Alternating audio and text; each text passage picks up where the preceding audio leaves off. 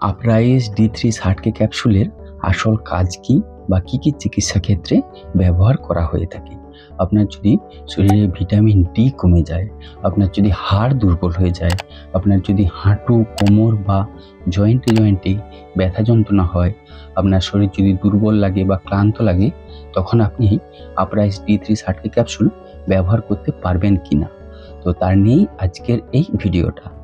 আর তাহলে ভিডিওটা পুরোটা দেখতে থাকবেন, আর যদি স্কিপ করে যান তাহলে বিষয়টি পুরো বুঝতে পারবেন না।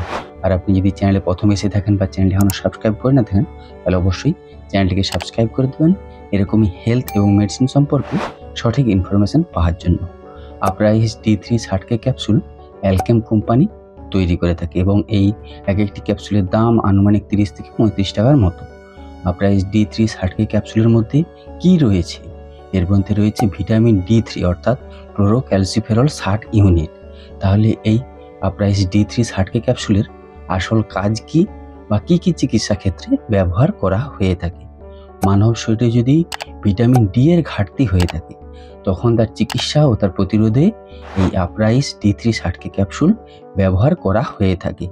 ভিটামিন ডি কমে যাওয়ার লক্ষণগুলি কি কি বা কি কি সমস্যা হলে এই ক্যাপসুল দেওয়া হয়ে থাকে।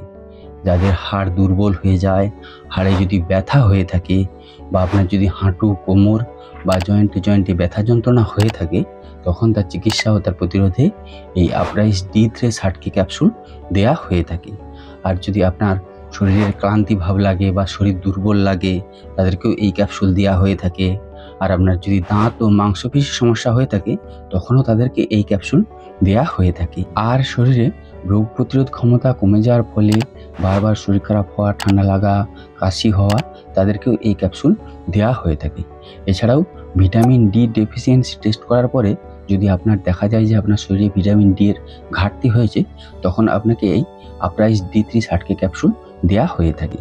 এবার এই ক্যাপসুলের ব্যবহারের পদ্ধতি কি বা কিভাবে খেতে দেওয়া হয়ে থাকে।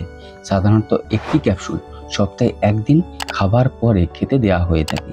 তারপর 4 সপ্তাহ থেকে 6 সপ্তাহ সপ্তাহে একটি করে ক্যাপসুল খাওয়ার পরামর্শ দেওয়া হয়ে থাকে। তবে অবশ্যই চিকিৎসকের পরামর্শ অনুযায়ী আপনাকে খেতে হবে। এবার এই ক্যাপসুল কারা খাবেন বা কারা একেবারেই খাবেন না।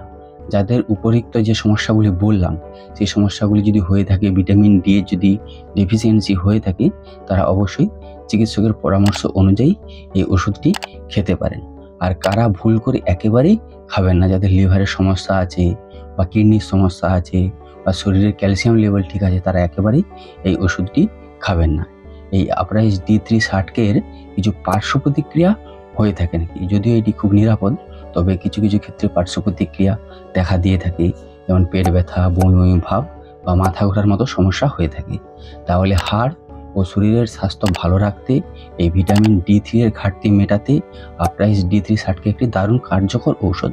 তবে অবশ্যই চিকিৎসকের পরামর্শ অনুযায়ী আপনাকে খেতে হবে। তো এই ছিল আপ্রাইস D3 30K ক্যাপসুলের বিষয়ে একটা সম্পূর্ণ বিবরণ। এর বাইরেও যদি আপনাদের কিছু জানার থাকে, তাহলে অবশ্যই কমেন্ট করে জানাবেন। আর ভিডিওটি যদি ভালো লেগে থাকে, তাহলে সকলের সাথে শেয়ার করে সকলকে দেখার সুযোগ করে দিবেন, লাইক করবেন। আর হ্যাঁ, অবশ্যই চ্যানেলটিকে সাবস্ক্রাইব করে দিবেন এরকমই হেলথ এবং মেডিসিন সম্পর্কে সঠিক ইনফরমেশন পাওয়ার জন্য। আপনার একটি লাইক এবং আপনার একটি মূল্যবান কমেন্ট আমাকে আরও উৎসাহিত করবে এরকমই হেলথ এবং মেডিসিন সম্বন্ধে ভিডিও বানানোর জন্য, যেগুলি থেকে আপনারা আপনাদের দৈনন্দিন জীবনযাপন অনেক সহজ হয়ে উঠবে এবং আপনারা অনেক উপকৃত হবেন। আপনারা সকলে বেশ ভালো থাকবেন, সুস্থ থাকবেন। দেখা হচ্ছে পরের ভিডিওতে। ধন্যবাদ।